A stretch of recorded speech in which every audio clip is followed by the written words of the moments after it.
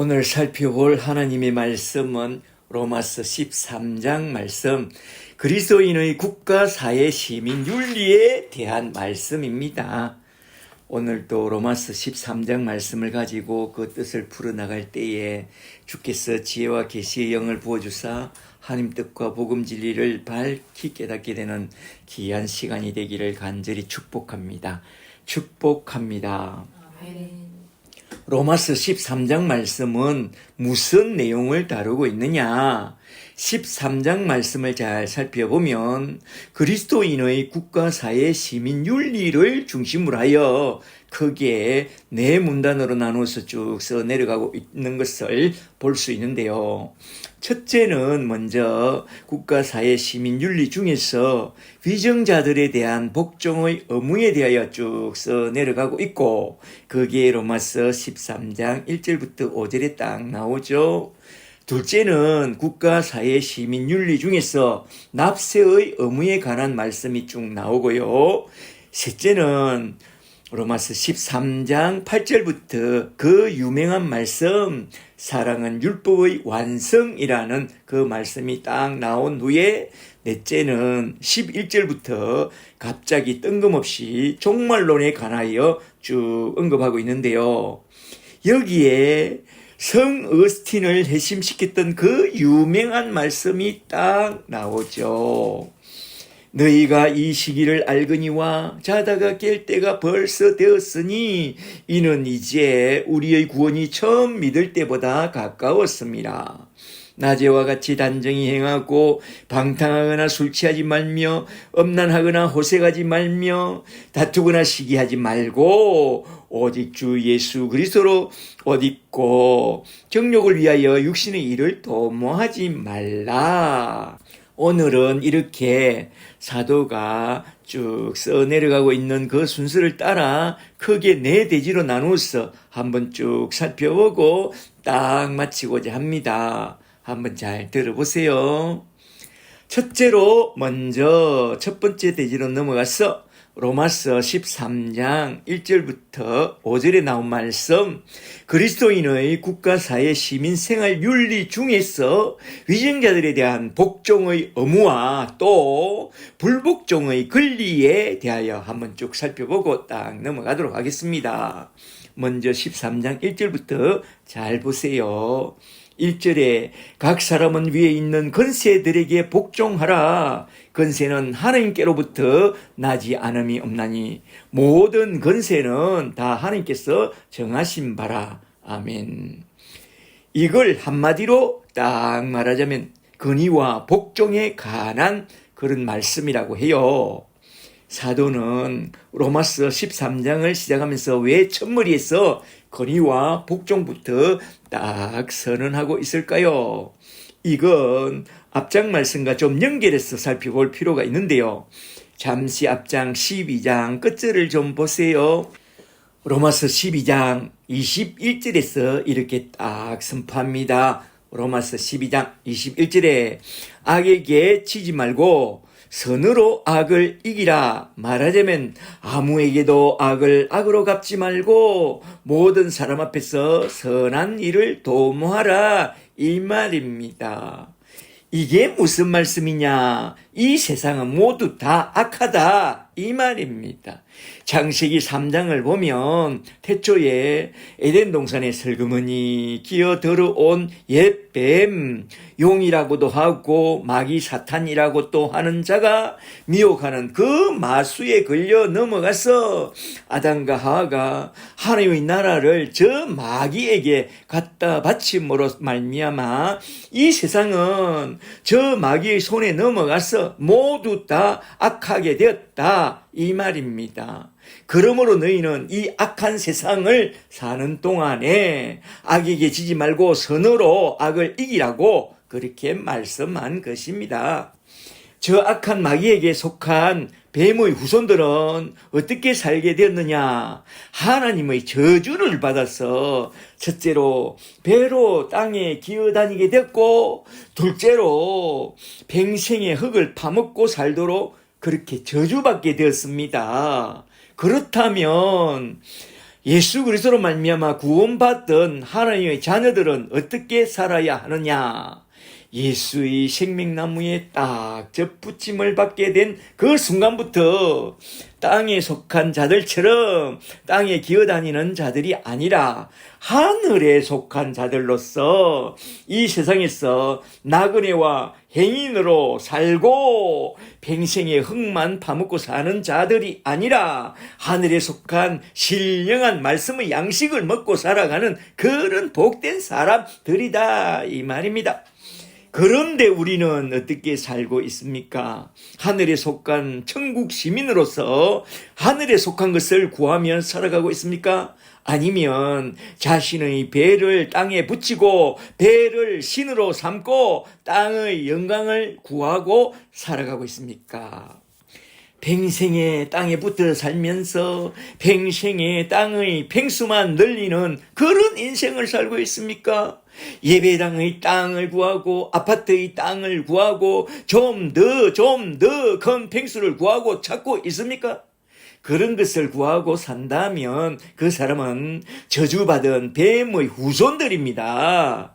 우리가 예수를 믿기로 작정했다면 교회에 나와서 뱀의 후손들처럼 맨날 땅에 속한 것들만 구하면 안 됩니다.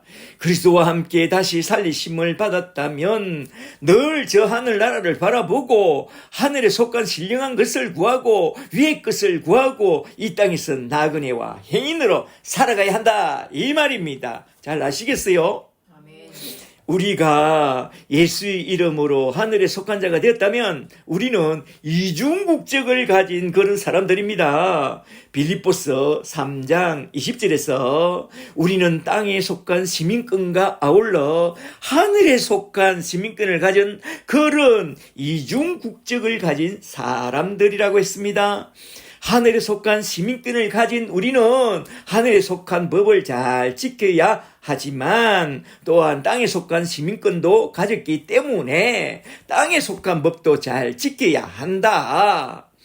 시편 115편 16절에서 하늘은 하나님께 속한 것이라도 땅은 땅에 속한 자들에게 내어주었다고 말합니다. 땅에 속한 자들은 땅을 통치하는데 목숨을 겁니다. 그런 자들을 뱀의 후손이라고 그렇게 말합니다. 뱀의 후손이요 저 원수마귀 사탄 용이 부리는 두 짐승이 통치하는 그곳이 바로 땅이라고 했습니다. 요한계시록 13장을 잘 보면 이 땅은 땅에서 올라온 열불 가진 짐승 같은 정치 지도자와 새끼 양 같은 종교 지도자가 용에게 권세를 받아서 통치하는 그런 곳이라고 했습니다. 이 땅이 그 통치 아래 사는 사람들 중에 택한 자들도 있으니 그들 중에 택함을 받은 자들을 구원의 나라로 인도해야 하는 그런 하느님의 사람들은 어떤 국가 사회 시민 윤리를 갖고 살아가야 하느냐. 사도는 로마 교회 사람들과 만세 만대 교회 사람들에게 그리스도인의 국가 사회 시민 윤리의 기준을 잘 알려주고 싶어서 여기 로마서 13장을 딱 할애해서 쭉 써 내려가고 있는데요. 사도는 먼저 로마서 13장 1절에서 그리스도인의 국가사회 시민 윤리에 대하여 딱 선포하고 있습니다. 13장 1절부터 잘 보세요.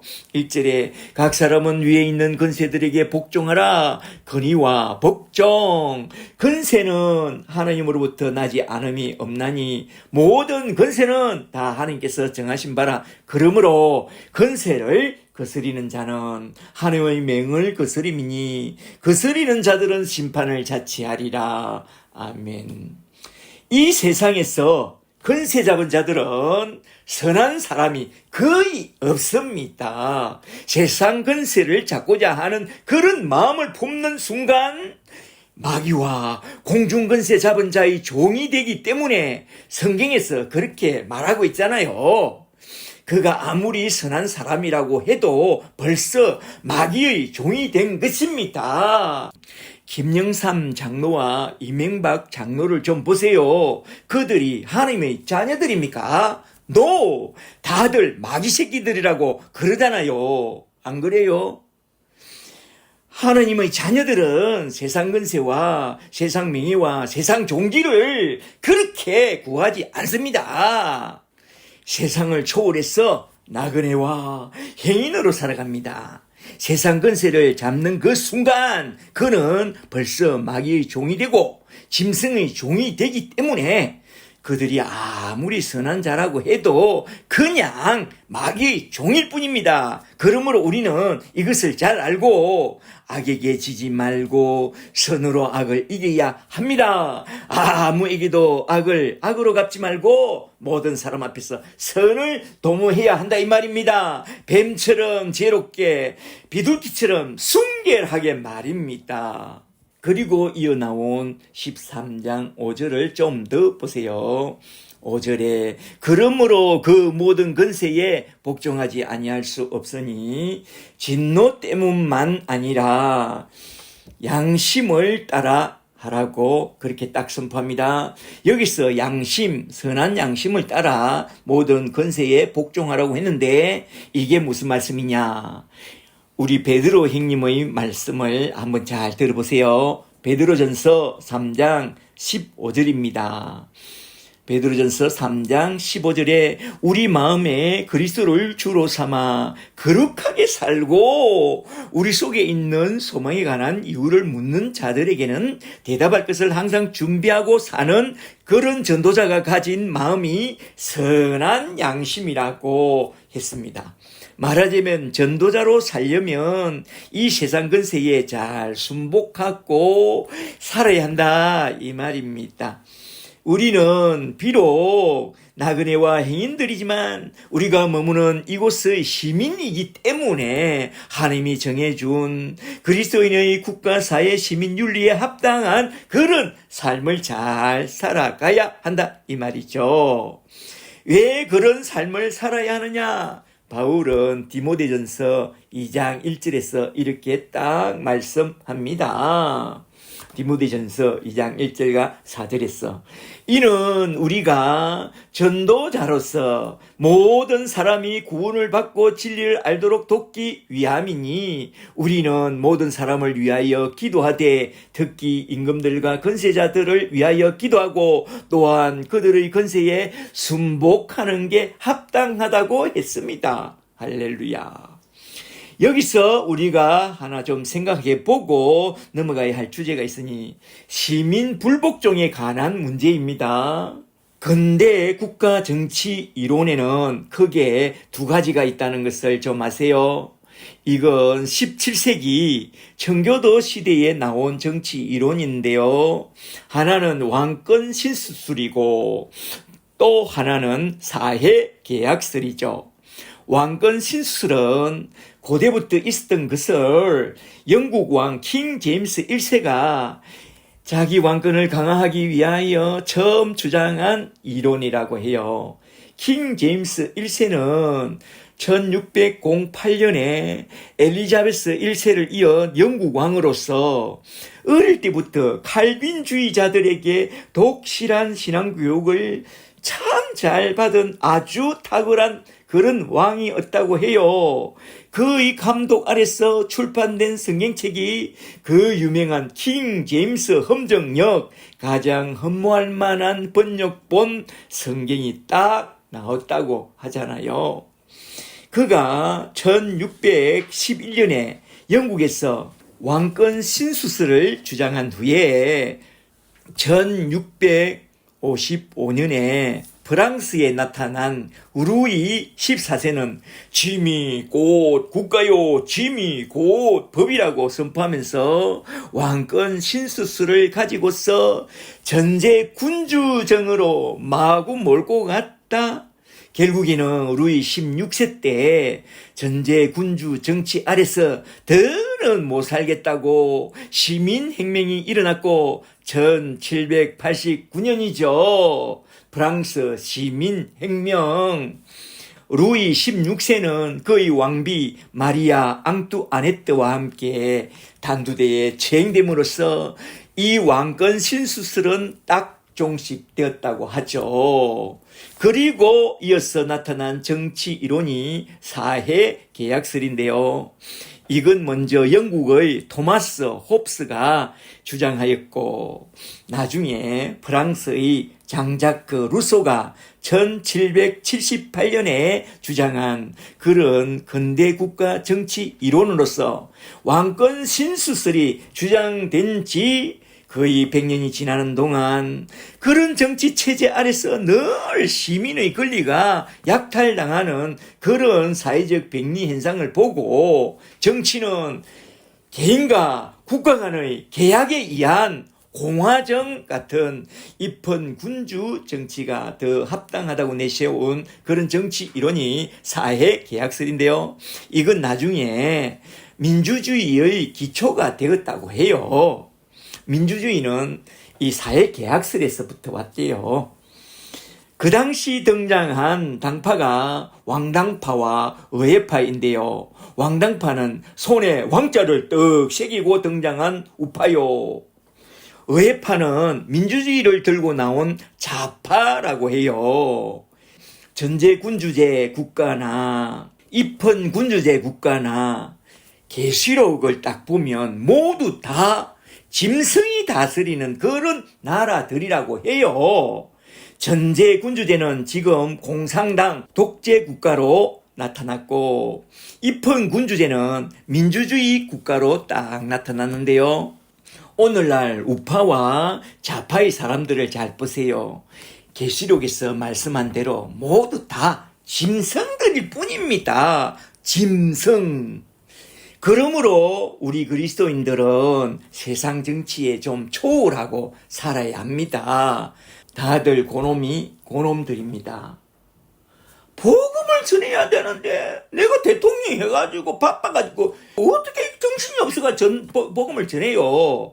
그러니까 그런 거 하지 말고 복음 전하는데 집중하자. 나그네와 행인으로 다니면서. 아시겠어요?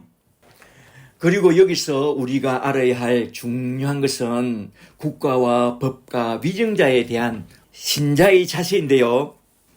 이에 대하여 제가 참 존경하는 칼빈 선생이 기독교 강요 제4권에 딱 써놓은 그 글을 한번 잘 들어보세요. 태초에 아담이 타락한 후에 모든 아담의 후손들은 죄가 폭발하는 그런 세상에서 살아가게 되었다. 그런 인간의 죄를 억제하기 위하여 하나님은 우리에게 필요한 법과 질서를 내어주셨고 또한 악을 징계하기 위하여 우리에게 필요한 법과 질서를 집행하는 국가와 정부와 통치자들을 세워주사 인간들의 죄를 억제하며 악인들을 처벌하고 죄의 팽창과 폭발을 막고자 하여 국가와 정부와 법과 통치자들을 세워두셨으니 너희는 하나님이 세워놓은 그 모든 제도에 순종하고 복종하는 것이 마땅하다고 그렇게 말씀하고 있습니다. 기독교 강요 제4권 국가론에서 그렇게 말하고 있습니다. 그러므로 하나님이 세우신 근위에 복종하는 그것이 하나님의 선하시고 기뻐하시고 온전하신 뜻을 따르는 올바른 자세입니다. 베드로전서 2장 13절에서 베드로는 이렇게 말씀합니다. 베드로전서 2장 13절에 인간의 모든 제도를 주를 위하여 순종하되 혹 위에 있는 왕이나 혹 그가 악행하는 자를 징벌하고 선행하는 자를 보상하기 위하여 보낸 총독에게 순복하라. 그리고 무사람을 공경하며 행제를 사랑하며 하나님을 두려워하며 왕을 공경하라. 선하고 간용하는 자에게만 아니라 또한 까다로운 자들에게도 그리하라 라고 했습니다. 이 말씀을 잘 기억해 두세요. 그런데 저 위증자들이 심히 큰 악을 일삼는다면 우리 그리스도인들은 어떻게 해야 하느냐? 이에 대하여 저 유명한 찰스 콜슨의 이론을 참조하면 참 좋겠습니다. 찰스 콜슨을 좀 아세요?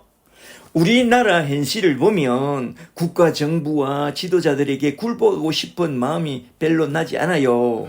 우리나라 역대 대통령들을 돌아보면 정말로 이것들도 하나님이 세운 지도자들인가 할 만큼 아주 나쁜 놈들이 참 많습니다. 그런데 미국 대통령들은 어떻게 그리 멋있는지 링컨, 루즈벨트 아이고. 자, 보세요. 자칭 모범 운전사 박정희, 난폭 운전사 전두환, 보통 운전사 노태우, 바보 운전사 김영삼, 모범 운전사 김대중, 초보 운전사 노무현, 사이비 운전사 이명박, 히로뽕 운전사 박근혜, 만취 운전사 윤석열, 한두 사람 빼고 이런 인간들을 볼 때에 참 많이 화가 납니다. 그들을 보면 정말로 분노가 일어나고 마구 항의하고 싶은 그런 마음이 참 많습니다. 찰스 콜슨을 아세요? 과거에 1974년에 미국 닉슨 대통령의 재선을 돕기 위해서 도청한 워터게이트 사건의 주범 찰스 콜슨이 감옥에 갔다가 거기서 예수님을 영접하고 변화된 후에 정부에 대한 시민의 불복종에 대한 4가지 원칙을 딱 제시했는데요. 한번 잘 들어보세요. 첫째로, 정부가 시민의 신앙을 빼앗으려고 할 때에 우리는 불복종할 수 있다. 둘째로, 정부가 양심의 자유를 제한할 때에, 언론 출판 결사의 자유를 제한할 때에 불복종할 수 있다. 셋째로, 정부가 하나님이 명령하신 생명을 지키고 정의와 질서를 보존하는 책임을 무시하고 기만할 때에 우리는 불복종할 수 있다. 시민을 향하여 총뿌리를 겨룰 때 우리는 불복종하고 항의해야 한다. 넷째로, 불복종한 결과에 대하여 스스로 책임질 수 있을 때에 시민은 불복종을 할 수 있다. 이런 원칙을 들고 나온 그게 바로 강화문 촛불시민혁명인데요. 우리 함께 갑시다. 강화문으로 하면 안 되지. 이런 시민 불복종의 원칙이 과연 로마 치하에서나 공산 치하에서 가능하냐? 불가능하죠. 그때는 어찌해야 하느냐? 그냥 다윗처럼 사울의 권위를 인정하고 순복하는 그게 참 좋습니다. 말하자면 우리 주님의 말씀을 따라 뱀처럼 지혜롭게 비둘기처럼 순결하게 행하라 이거요. 우리의 목표는 그들을 모두 다 하나님의 나라로 인도하는 복음 전도에 있다는 것을 잘 기억해 두시고 가요불거 복음을 위해서 사는 게 옳습니다. 아시겠죠? 이렇게 첫째 대지에선 국가에 대한 시민 복종의 의무와 불복종의 권리를 한번 좀 살펴봤습니다. 넘어갑니다. 이제 두 번째 대지로 넘어가서 로마서 13장 6절부터 7절에 나온 말씀, 그리스도인의 국가, 사회, 시민윤리 중에서 납세의 의무에 대하여 한번 좀 살펴보고 쭉 넘어가도록 하겠습니다. 먼저 13장 6절부터 잘 보세요. 6절에 너희가 조세를 바치는 것도 이로 말미암음이라.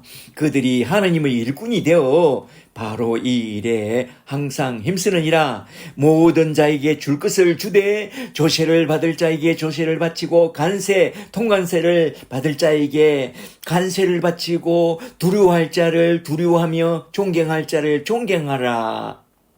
이건 한마디로 납세의 의무를 다하라 이 말이죠. 가이사의 것은 가이사에게, 하나님의 것은 하나님께 바치라.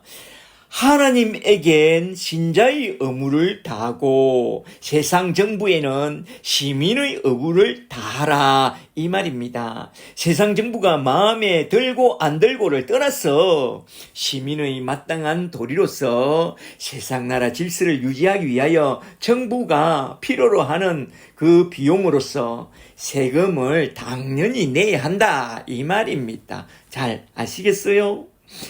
국가에 대한 국민의 의무가 크게 3가지가 딱 있는데 그게 뭔지 아세요? 첫째는 교육의 의무입니다. 신명기 17장 18절에 의하면 왕은 율법서를 등사하여 평생에 자기 옆에 두고 읽으며 또한 자기 백성에게 여호와를 경외하기를 가르치기를 힘쓰고 백성은 또한 배우기를 힘쓰라고 했습니다. 둘째는 국방의 의무입니다. 사무엘상 8장 11절을 잘 보시면 하나님이 말씀합니다. 사무엘상 8장 11절에 너희 중에 왕을 세우려거든 그들의 아들들을 보내어 왕의 군사로 삼아 국방의 의무를 다하라고 했습니다. 셋째는 납세의 의무입니다. 사무엘상 8장 15절을 잘 보시면 하나님이 말씀합니다. 사무엘상 8장 15절에 너희 중에 왕을 세우던 왕과 국가를 위하여 너희 곡식과 포도원과 양떼와 소떼의 10분의 1을 거두어 왕의 관리와 신하에게 줄 것이며 너희는 그의 종이 되어 납세의 의무를 다하라고 했습니다. 성경은 놀랍게도 국민의 의무로서 첫째로 교육의 의무와 둘째로 국방의 의무와 셋째로 납세의 의무를 딱 명하고 있는데요. 이건 국가의 명령이기 이전에 하나님의 명령입니다. 그러므로 너희는 하나님 앞에서 국가에 대한 국민의 3대 의무에 순종하고 복종해야 한다 이 말입니다. 하라고 하면 하도록 하세요. 아시겠죠? 국가와 정부에 대하여 한번 잘 생각해 보세요. 우리가 지금 받고 있는 혜택이 얼마나 되느냐. 먼저 나라가 없다면 우리 안전을 누가 지켜줍니까? 정부가 없다면 우리 생명을 누가 지켜줍니까? 국가와 정부가 없다면 우리 개인의 안전도 우리 개인의 행복도 보장받을 길이 없습니다. 잘 몰라서 그렇지 우리 개인의 힘으로는 할 수 없는 국방과 공공 서비스를 얼마나 많이 누리고 있는지 잘 생각해 보라. 국방과 치안, 교육과 문화, 수도와 전기, 도로와 항만, 도시 청소까지 우리는 범사에 국가와 정부의 덕을 참 많이 보고 있는데 국민의 의무를 하지 않는다면 유성준처럼 이 나라를 떠나라고 추방받게 되는 게 맞습니다. 간혹 정부의 실책도 많지만 그래도 우리나라 같은 좋은 국가와 정부가 있으니까 우리가 밤에도 안전하게 다니잖아요. 안 그래요? 그러므로 모든 자에게 줄 것을 주되 조세를 받을 자에게 조세를 바치고 간세를 받을 자에게 통간세를 바치고 두려워할 자를 두려워하며 존경할 자를 존경하라 이 말입니다. 그런데 왜 신자들이 세금을 내지 않으려고 하느냐? 하느님이 하신 그 말씀을 잘 몰라서 그래요. 이젠 잘 알았으니까 하나님의 뜻을 따라 국가사회 시민윤리로서 우리의 의무를 잘 감당하기를 원합니다.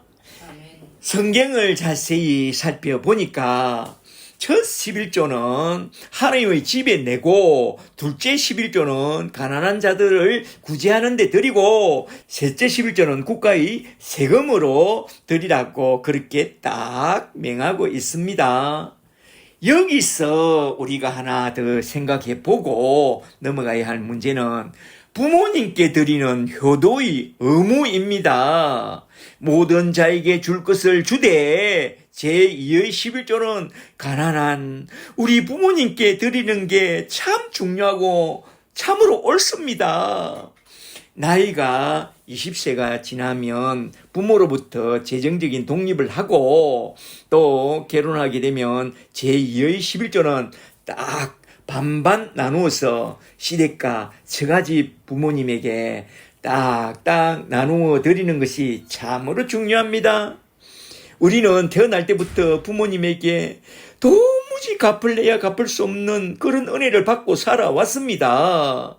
우리를 낳아주시고 걸음마 하기까지 진자리 마련자리 갈아니시고 학교에 들어갈 때부터 스스로 자립할 때까지 먹을 것과 입을 것 교육비와 병원비 용돈뿐만 아니라 고아들은 감히 상상하지도 못할 그런 많은 사랑과 은혜를 잊고 우리는 지금 여기까지 왔습니다. 할렐루야. 나 실제 괴로움 다 잊으시고 길을째 밤낮 서로 애쓰는 마음 진 자리 마른 자리 가라니 쉬며 손발이 다닳도록 고생하시네. 하늘 아래 그 무엇이 높다리요.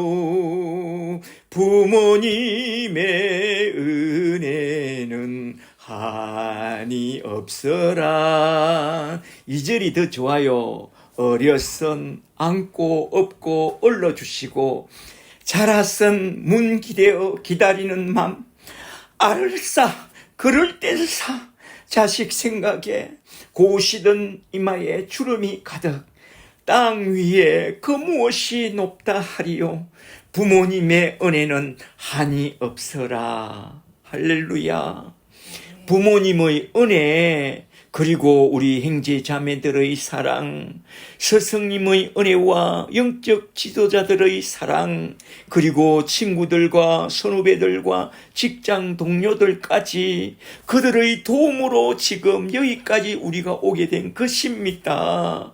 그뿐 아니라 앞에서 살펴봤듯이 국가와 정부로부터 수많은 혜택을 받고 살아갑니다. 그러므로 사도의 말씀을 따라 모든 자에게 줄 것을 주되 국가와 부모에 대한 의무를 잘 감당해야 합니다. 잘 아시겠죠? 그렇게 하는 것이 그리스도의 교훈을 더욱 빛나게 하고 하나님께 영광이 될 줄 믿습니다. 이런 모든 계명을 주신 것은 너희 행복과 너희 평안을 위하여 주신 거라고 신명기서 말씀했습니다. 우리의 행복한 미래와 가정의 행복을 위해서 줄 것은 주고 누릴 것은 잘 누리는 그런 자들이 다 되시기를 주의 이름으로 축복합니다. 이제 세 번째 대지로 넘어가서 로마서 13장 8절부터 10절에서 그리스도인의 국가 사회 시민 윤리를 이어서 나온 내 이웃을 사랑하라. 사랑은 율법의 완성이라는 이 말씀을 한번 좀 살펴보겠습니다. 먼저 13장 8절부터 좀 보세요. 8절에 피차 사랑의 빛 오페 일레마 사랑의 빛 외에는 아무에게도 아무 빛도 지지 말라.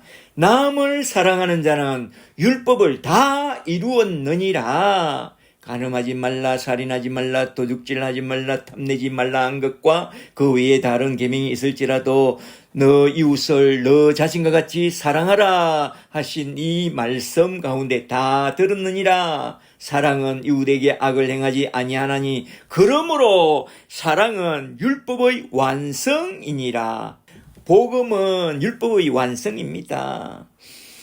그리스도인의 국가, 사회, 시민 윤리에 대하여 쭉 말씀하시다가 왜 여기서 이런 말씀을 하고 있을까요? 이건 무슨 의도로 이렇게 하신 말씀일까요? 여기 13장 8절에 나온 말씀이 핵심 키워드인데요. 8절을 다시 잘 보세요. 8절에 피차 사랑의 빛 외에는 아무에게도 아무 빛도 지지 말라. 남을 사랑하는 자는 밑줄 짝 남을 사랑하는 자는 율법을 다 이루었느니라. 앞에서도 잠시 말씀을 드렸지만 우리는 진실로 국가에 대해서도 부모님에 대해서도 그리고 교회 지도자들과 학교 선생님들과 또한 우리 이웃과 친지들에게도 참 많은 빚을 지고 많은 신세를 지고 살아온 그런 사람들입니다. 그렇게 많은 빚을 진 사람이라는 것을 잘 알고 우리가 진 사랑의 빚을 잘 갚아나가는 그런 사람이 되라고 꺼내든 그런 말씀인데요. 사랑의 빚을 잘 갚고 사는 그런 사람은 곧 율법을 다 이룬 사람이요. 남을 사랑하는 그것은 율법의 완성이라고 그렇게 말씀하신 것입니다. 사랑으로 복음으로 율법을 완성하는 자가 되기를 주의 이름으로 축복합니다.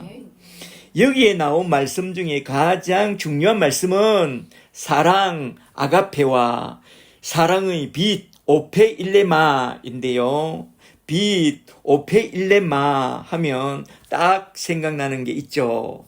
마태복음 18장에 나온 1만 달란트와 100데나리온의 비유가 딱 생각나죠. 그 빚이 뭐였나요? 우리가 평생에 갚아도 다 갚을 수 없는 십자가의 빚, 사랑의 빚, 복음의 빚을 말합니다. 그 빚이 얼마라고 했죠? 1만 달란트. 이걸 금의 시세로 따지면 4,200조 달러요. 말하자면 42갱 원이라고 했죠. 그런데 이걸 하루 품삯으로 주는 데나리온, 은전으로 계산하면 한 데나리온은 하루의 품삯이라고 했는데 1년치 품삯은 300데나리온이요. 2년치 품삯은 600데나리온인데 은 한 달란트는 6,000데나리온이요. 6,000데나리온은 계산해보면 20년치의 품삯이 됩니다. 거기다가 1만을 곱하여 1만 달란트는 한 사람이 20만 년을 일해야만 겨우 벌 수 있는 그런 어마어마한 엄청난 돈이요. 한 사람이 20만 년을 일해야만 벌 수 있는 그런 어마어마한 빚을 진 사람이 바로 우리 죄인들이라고 그렇게 말하고 있습니다. 우리는 날 때부터 하나님께 그런 어마어마한 빚을 지고 죄의 빚을 지고 태어났다는 것입니다. 그런 우리를 구원해 주기 위하여 하나님은 자기 아들을 세상에 보내사 십자가에 살 찔시고 피 흘려 주심으로써 우리를 구원해 주시고 우리의 죄를 다 사해 주셨고 죄의 빚을 다 탕감해 주셨습니다. 우리는 사람으로서는 도무지 상상할 수 없는 그런 하나님의 은혜와 사랑과 제3의 은총을 받게 된 그런 사람들이 되었습니다. 정말로 깜짝 놀랄 만한 이야기입니다. 이 놀라운 주 예수 십자가의 복음을 알게 해주시려고 하나님이 그의 종들을 여러 사람을 보내주시고 마침내 믿음으로 말미암는 이신칭의로 구원받게 되는 그 구원의 진리를 우리에게 딱 알려주시고 우리 하나님의 열심과 성령님의 도우심 가운데 우리를 지금까지 지켜주시고 보호해주시고 믿음과 소망과 사랑 가운데 이렇게 풍성한 은혜스러운 삶을 살게 해주신 그 크신 하나님의 은혜, 지금까지 우리가 받아 누리게 된 하나님의 은혜를 한번 잘 생각해 보세요. 이루 말로 표현할 수 없습니다. 우리가 볼 수 있는 눈과 햇빛과 대자연, 우리가 숨 쉴 수 있는 공기와 바람, 우리가 먹고 마실 수 있는 물과 빵과 커피, 우리가 행복을 누릴 수 있게 해준 가정과 국가와 정부, 하나부터 10가지, 1000가지, 10,000가지 하나님의 은혜를 덧입고 우리는 살아왔습니다. 할렐루야.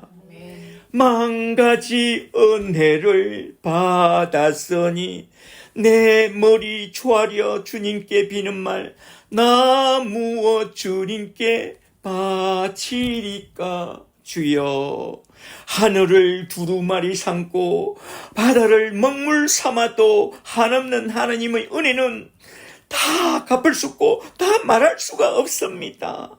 그래서 성경은 말합니다. 하나님의 은혜에 보답하고 싶거든 하나님의 집에 11조 정도는 내라. 부모님의 은혜에 보답하고 싶거든 가난한 자에게 드리는 제2의 11조를 부모님께 드리라. 국가와 정부가 고맙다고 생각하거든 국민의 3대 의무를 다하고 살면 그걸로 족하다고 말씀하고 있습니다. 할렐루야. 빛, 오페일레마, 우리는 십자가의 은총 아래서 하나님과 사람들에게 사랑의 빛과 복음의 빚진 자들입니다. 사도는 그 모든 사랑의 빛과 복음의 빚을 갚으며 살라고 말합니다. 그러면 우리는 이런 사랑의 빛과 복음의 빚을 갖고 사느냐? 여러분은 그 빚을 갚으며 살고 있습니까? 은혜를 크게 받았을 때는 좀 그렇게 살기도 하지만 곧 은혜가 떨어지면 그렇게 살지 못합니다. 그러면 우리는 어떻게 해야 하느냐? 은혜를 받아야 합니다. 능력을 받아야 합니다. 그래서 성경은 말합니다. 너희는 십자가의 능력을 받아야 한다. 성령의 능력을 받아야 한다. 말씀을 받아야 한다. 기도해야 한다. 복음과 함께 성령을 딱 받고 십자가의 능력과 함께 성령의 권능까지 딱 받아야 한다고 말씀하고 있습니다. 그러므로 저와 여러분은 오늘도 내일도 십자가 앞에 엎드려 늘 기도해야 합니다. 주여 나에게 복음과 함께 성령의 은혜를 내려주시고 십자가의 능력과 함께 성령의 능력을 늘 나에게 더디벼 주옵소서. 그렇게 늘 구해야 합니다.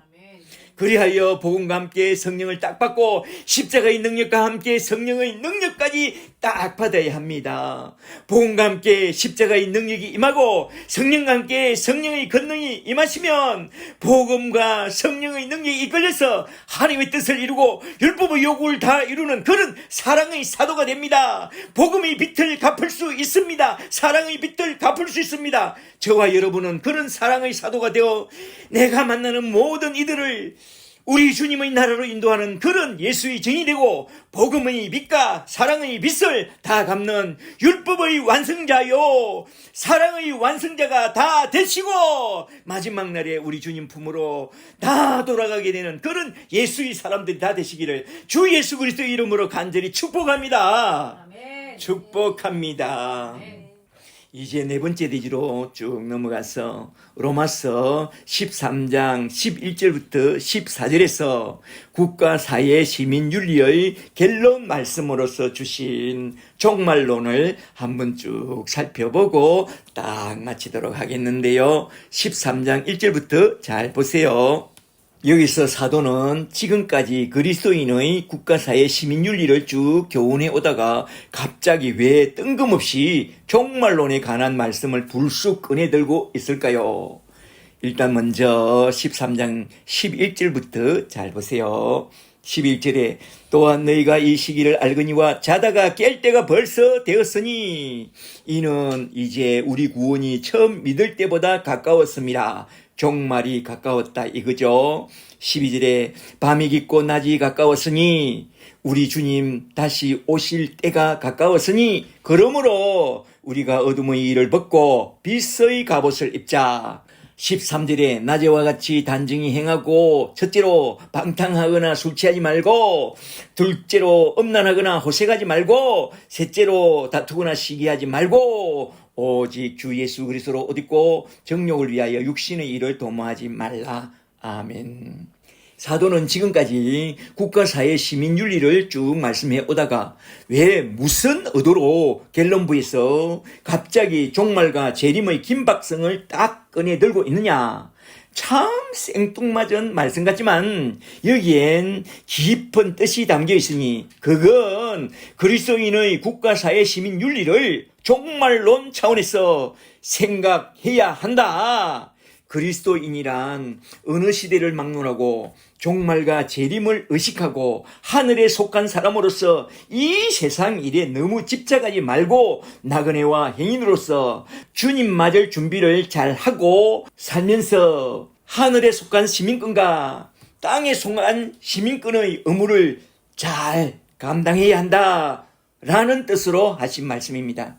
그런 종말의식과 재림의식을 갖고 살아간다면 그까짓 그리스도인의 국가, 사회, 시민, 윤리 정도는 넉넉히 다 지고 갈 수 있게 된다 이 말입니다. 그래서 그리스도인의 국가, 사회, 시민, 윤리에 관한 말씀을 딱 마치면서 우리 주님이 다시 오실 종말의 때와 딱 연결해서 이렇게 쭉 말씀하신 것입니다. 말하자면 주의 재림과 종말 의식을 갖고 우리 마음의 허리를 동이고 주님 다시 오실 때에 우리에게 가져올 큰 은혜를 바라고 로마 교회 사람들이여 우리의 남은 때를 정말로 매력 있는 예수 그리스도의 사람답게 복음 전도자답게 잘 살다가 돌아가자고 그렇게 말씀한 것이랍니다. 할렐루야. 아멘. 여기서 우리가 하나 끝으로 생각해보고 넘어가야 할 것은 여기 나온 로마서 13장은 그 유명한 성 어거스틴의 회심을 가져온 그런 놀라운 본문이라는 관점에서 한번 좀 생각해보고 딱 마치고자 하는데요. 13장 11절부터 다시 잘 보세요.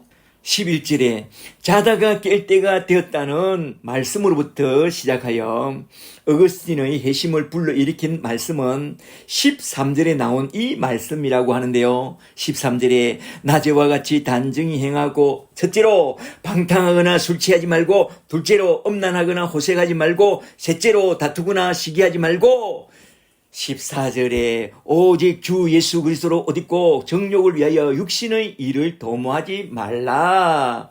이 말씀이 어떻게 해서 어거스틴을 회심시켰는지 그걸 한번 좀 알아보고 마치도록 할까요? 한번 잘 들어보세요. 성 어거스틴은 로마의 말기적 징조가 만연하던 그런 시대에 조그마한 소읍 다카스테에서 태어나서 세속주의 아버지와 세속적인 신앙을 가진 어머니의 소원을 따라 수사학을 공부해서 로마의 원로로 출세하는 그런 꿈을 꾸면서 저 멀리 칼타고라는 대도시에 있는 대학에 유학 갑니다. 그곳에서 만난 친구들과 술 마시고 노래하고 춤을 추고 방탕한 삶을 살았고 또한 유흥가의 여자들과 어울리면서 음란하고 호색을 즐기는 그는 향락에 빠져 살게 됐고 또한 높은 자리에 대한 권력의 의지를 갖고 시기하고 쟁투하는 그런 악한 삶을 살았다고 그렇게 고백하고 있습니다. 그의 고백록에서 그렇게 기록하고 있습니다. 그가 카르타고에서 대학을 마치고 수사학을 가르치는 그런 선생이 되었지만 권력의 중심에 서는 그것이 그의 꿈이었기에 그는 곧바로 로마로 들어갑니다.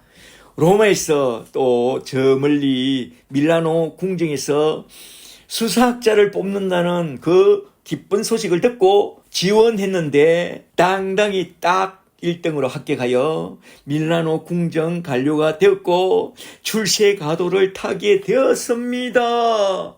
그 당시 로마 교황청 산의 궁정 관리들은 무조건 성당 예배에 참여해야 한다는 그 법을 따라 예배에 참석하여 그 유명한 암브로스의 설교를 딱 듣게 됐습니다. 하지만 그는 암브로스의 설교보다 암브로스의 웅변술에 큰 감동과 도전을 받고 그 설교를 따라 웅변을 연습하다가 그가 예수를 믿기로 작정했다는 거요. 이게 하나님의 뜻이었고 하나님의 섭리였죠. 바로 그때 그의 인생에서 가장 중요한 한 사람을 딱 만나게 되었으니 그가 누구냐? 암브로스의 스승인 심플리아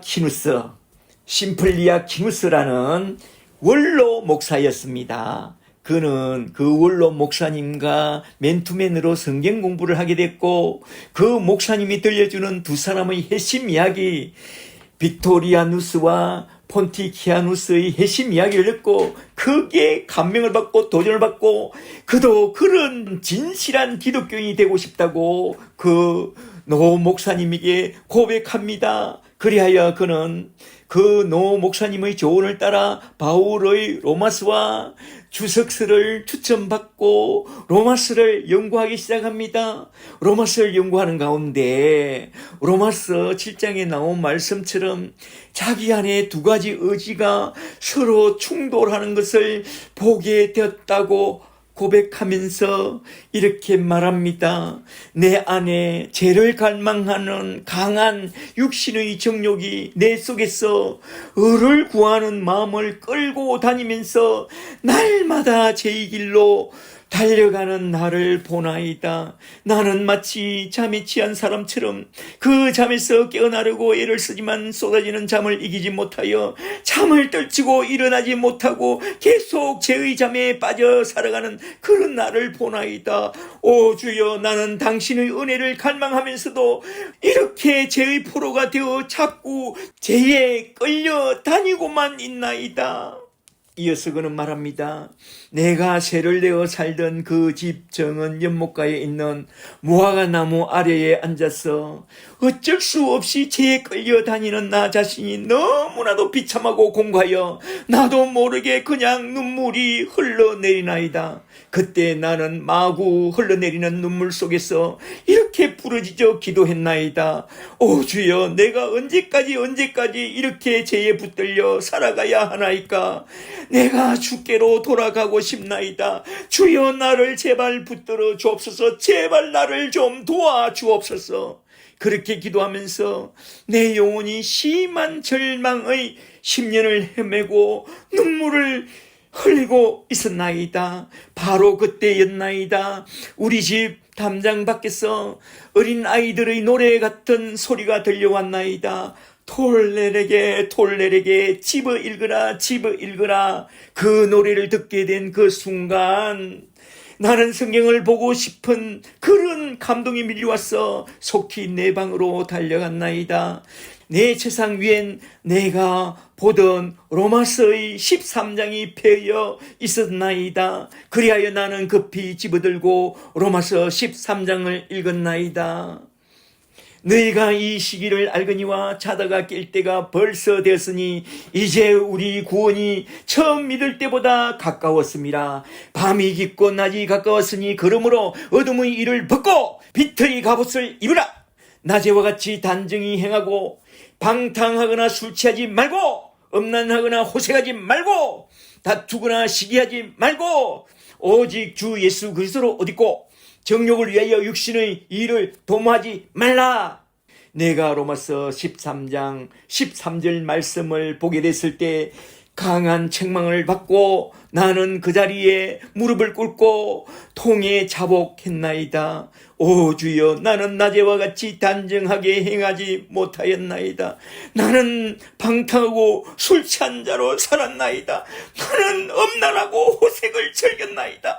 나는 쟁투하며 시기하며 높은 자리만 탐하는 그런 자로 살아왔나이다. 주여, 나의 더러운 죄를 이 죄를 용서하여 주옵소서. 주님의 거룩한 보혈로 씻어주사 이제는 주 예수 그리스도의 복음으로 옷 입고 정욕을 위하여 육신의 일을 도모하지 않고 어둠에서 벗어나서 빛의 갑옷을 입고 살아가기를 원하이다. 주여, 나를 도와주옵소서. 그렇게 내가 엎드려 기도하고 있을 때에 놀라운 주님의 밝은 빛이 내 영혼 속에 비쳐 들어오고 내 영혼을 덮고 있던 구름 같은 검은 그림자가 싹 떠나가는 것을 내가 보게 되었나이다. 바로 그때 나는 그 자리에서 일어나서 방안을 거닐면서 주님의 은혜를 마구 찬양했다고 고백합니다.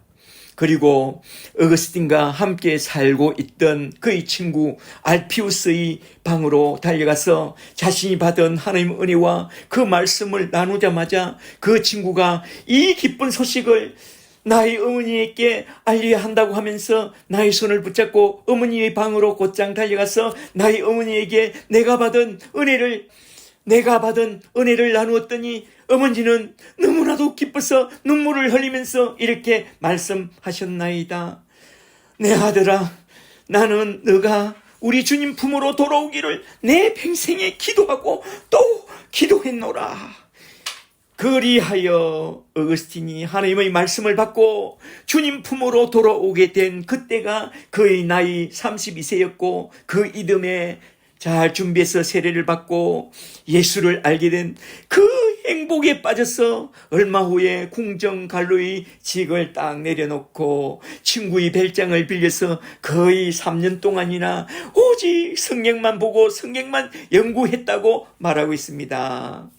이렇게 해서 어거스틴은 로마서 13장 말씀을 그의 구원의 복음으로 받고 성령으로 딱 거듭난 후에 그 은혜가 너무나도 좋아서 바울의 말씀처럼 십자가의 사랑의 빚진 자로 복음의 빚진 자로서 십자가의 전달자로 헌신해 버렸다고 그는 고백합니다. 정말 예수 그리스도의 복음을 받고 성령으로 거듭난 사람은 이렇게 성경을 보게 되고 십자가의 전달자로 헌신하게 되어 있다 이 말입니다. 할렐루야. 우리도 복음과 함께 성령을 딱 받게 된다면 성령은 종말의 영이라 종말 의식과 재림 의식을 가지고 바울처럼 의신처럼 복음의 빚진 자로 십자가의 전달자로 살게 되리니 우리의 남은 때를 그렇게 살아가는 그런 자들이 다 되시기를 주 예수 그리스도의 이름으로 간절히 축복합니다. 축복합니다. 오늘은 이렇게 로마서 13장 말씀을 크게 네 대지로 쭉 나누어서 한번 쭉 살펴보았습니다. 첫째로 그리스도인의 국가사회 시민윤리 중에서 위정자들에 대한 복종의 의무와, 둘째로 납세의 의무와, 셋째로 사랑의 빚 외에는 빚지지 말라는 그 말씀과, 넷째로 성 어거스틴을 회심시킨 그 종말에 관한 말씀까지 한번 쭉 살펴봤는데요. 로마서 13장에 나온 그리스도인의 국가사회 시민생활 윤리와 율법의 완성인 사랑과 어거스틴을 회심시킨 종말론에 관한 말씀을 잘 기억해 두시고 오늘도 내일도 늘 말씀과 기도 속에 십자가의 능력과 성령의 능력에 붙잡혀서 참으로 매력적인 그런 견고한 신자가 되고 또 아름다운 열매를 많이 맺고 돌아가는 그런 복된 제자들이 다 되시기를 주 예수 그리스도의 이름으로 간절히 축복합니다. 축복합니다. 아멘. 할렐루야.